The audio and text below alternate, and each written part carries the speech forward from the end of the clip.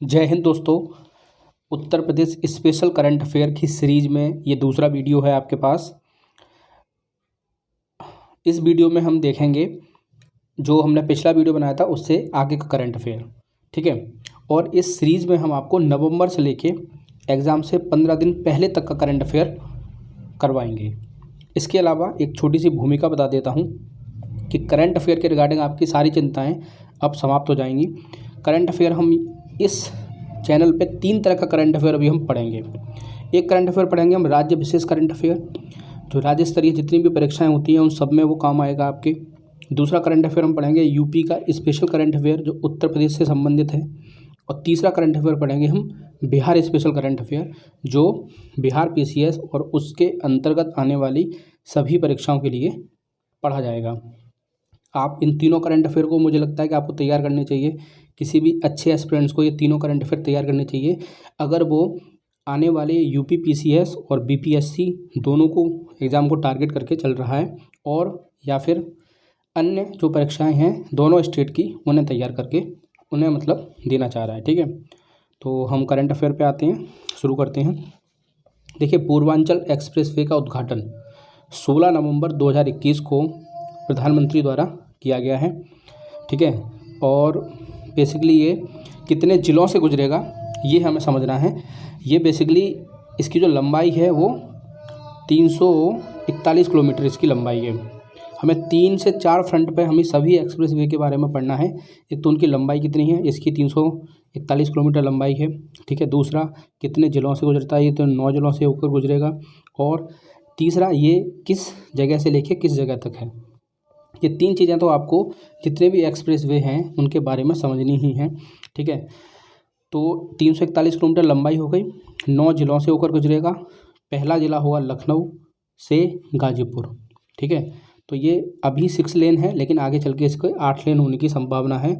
और इसे जो मेन है यूपेडा के द्वारा इसका निर्माण किया जा रहा है, ठीक है। इसके बाद आता है गंगा एक्सप्रेसवे, ठीक है। ये दूसरा एक्सप्रेसवे है जो उत्तर प्रदेश में बनने जा रहा है, ठीक है। ये मेरठ से प्रयागराज गुजरेगा, 594 किलोमीटर लंबाई है इसकी, ठीक है। और आपको बता दूं ये देश का सबसे लंबा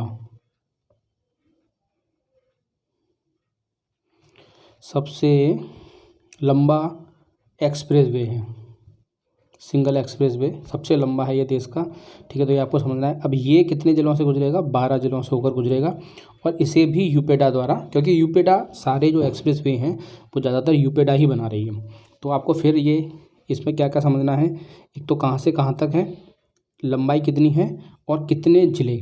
इन ज़िलों को दोस्तों आपको अलग से याद करना पड़ेगा। मैं आपको एक रिकमेंड करूँगा कि आप इन ज़िलों को अलग से एक बार अपने दिमाग में बैठा लें अच्छे से, क्योंकि स्टेट पीसीएस में इस टाइप के क्वेश्चन बनना अब आम बात है कि 4 ज़िले आपको दे दिए जाएंगे। पूछ लिया जाएगा कि गंगा एक्सप्रेसवे निम्न में से किस ज़िले से नहीं गुजरेगा, ठीक है। बहुत सिंपल क्वेश्चन पूछ लिए जाते हैं। इसके बाद है आपका काशी उत्सव। तो ये काशी उत्सव कब से लेकर कब तक मनाया गया, ठीक है। 16 से 18 नवंबर के बीच मनाया गया। इसमें ये इतना महत्वपूर्ण नहीं है जितना महत्वपूर्ण है कि इंदिरा गांधी राष्ट्रीय कला केंद्र में ये इसका आयोजन किया गया आज़ादी के अमृत महोत्सव के अंतर्गत, ठीक है। स्पष्ट रूप से लिखा हुआ है आज़ादी के अमृत महोत्सव के अंतर्गत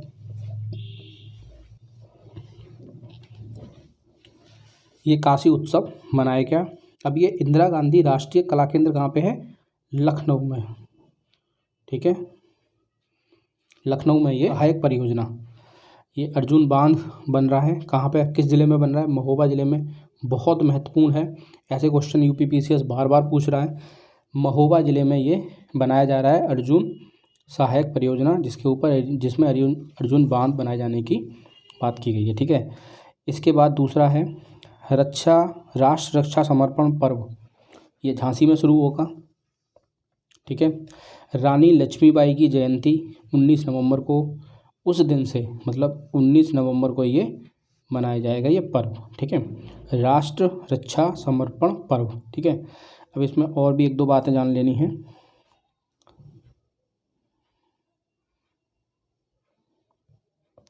कि एक तो इसमें अटल एकता पार्क ये भी झांसी में बनाया गया है इसी समर्पण पर्व के अंतर्गत, ठीक है।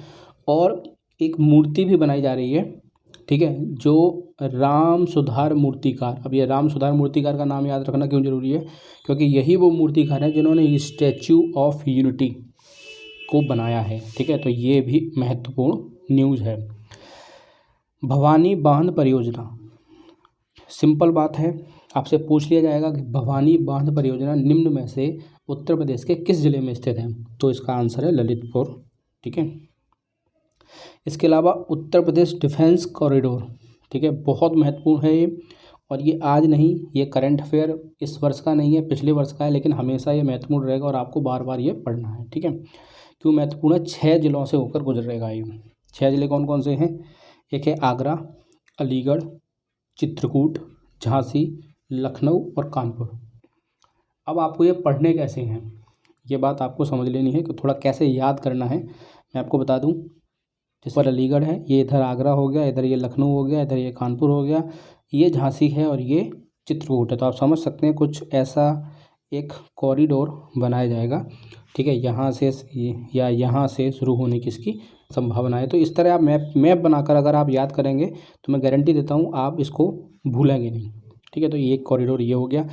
इसके अलावा इसके बाद अगर हम आ जाते हैं नीचे, तो ये है Jhansi ultra mega solar power park, ठीक है। इसकी क्षमता कितनी है, 600 मेगावाट, ये याद रख लेना है। और ऐसे पार्क 3 जगह लग रहे हैं यूपी में, ठीक है। कहाँ कहाँ, एक तो आपका झांसी में ये लिखाई है, दूसरा ललितपुर में और तीसरा चित्रकूट में। तो तीनों के नाम आपको याद रखने हैं, ठीक है। अभी फ़िलहाल झांसी का उद्घाटन हो चुका है, तो इसलिए उसकी जो क्षमता है वो भी पता चल चुकी है, ठीक है। इसके बाद हम आ जाते हैं अगले करंट अफेयर की तरफ। गोवा में आयोजित 52वें इंटरनेशनल फिल्म महोत्सव, ये आपने इंटरनेशनल फिल्म समारोह हमेशा होता है, तो इसमें 2 चीज़ें आपको याद रखनी है, एक तो ये 52वां था, ठीक है, और दूसरा यूपी को बेस्ट शूटिंग स्टेट, शूटिंग माने जो शूटिंग की जाती है ये वाली शूटिंग, ठीक है, ये वाली शूटिंग जो फिल्मों की शूटिंग की जाती है उसमें सर्वश्रेष्ठ राज्य का पुरस्कार मिला है। महत्वपूर्ण करंट अफेयर है मेरे हिसाब से। दूसरा है शाकुंभरी विश्वविद्यालय, ये सहारनपुर में है, ठीक है। तीसरा है पृथ्वीराज चौहान के काल के दुर्लभ सिक्के, लगभग 16 सिक्के मिले हैं। कहाँ मिले हैं, बागपत में। पूछ लेगा कि अभी रिसेंटली कहाँ पे आपको ये सिक्के वगैरह मिले हैं, ठीक है। इसके बाद बुंदेलखंड एक्सप्रेस वे, दोस्तों ये तीसरा एक्सप्रेस वे है, अगर आपकी जानकारी आपको याद हो, और हम तीनों ही बन रहे हैं, तीनों की बात हम अपने इस वीडियो में कर ले रहे हैं, एक ही वीडियो में। हमने इससे पहले पढ़ा था पूर्वांचल, गंगा और ये बुंदेलखंड, 7 जिलों से होकर गुजरेगा, ठीक है। 296 किलोमीटर लंबा है और कहाँ से कहाँ तक, इटावा को चित्रकूट से जोड़ता है।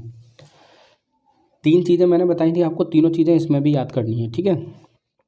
अब कौन कौन से ज़िले हैं, इटावा, उसके बाद औरैया, जालौन, हमीरपुर, महोबा, बांदा और फिर आ जाता है आपका चित्रकूट, ठीक है।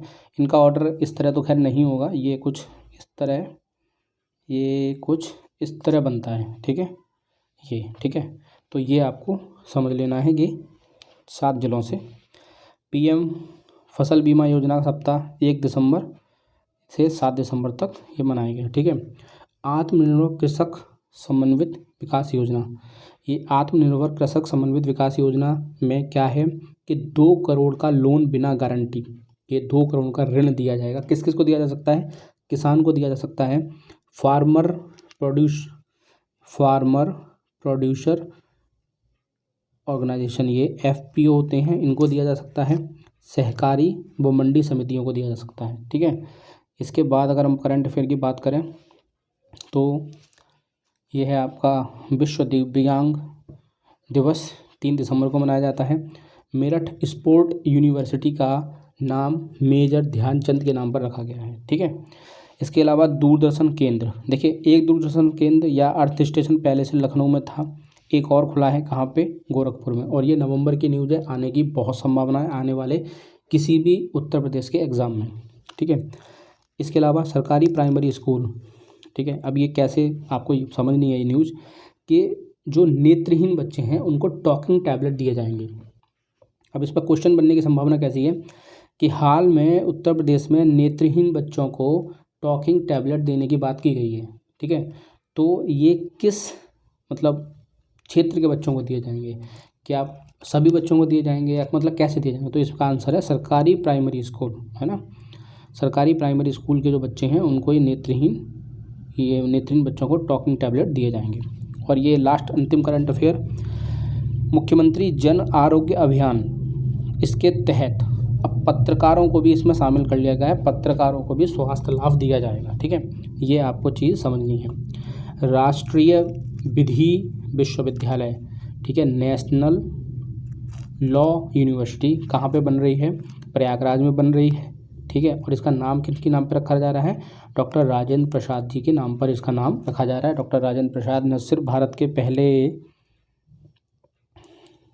पहले राष्ट्रपति थे, बल्कि वो पेशे से एक एडवोकेट थे, ठीक है, वकील थे।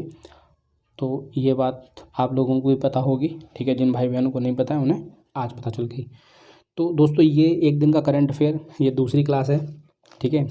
और ऐसी लगभग मुझे लगता है 15 से 20 क्लासें आपको मिलने वाली हैं टिल एग्ज़ाम। तो मेरे साथ जुड़े रहिए, चैनल को सब्सक्राइब करिए। वीडियो अच्छा लगा हो आप लोगों को, आपको लगे कि हाँ ये यूज़फुल है, तो इसे अपने अन्य दोस्तों के साथ शेयर करिए। ओके दोस्तों, थैंक यू सो मच।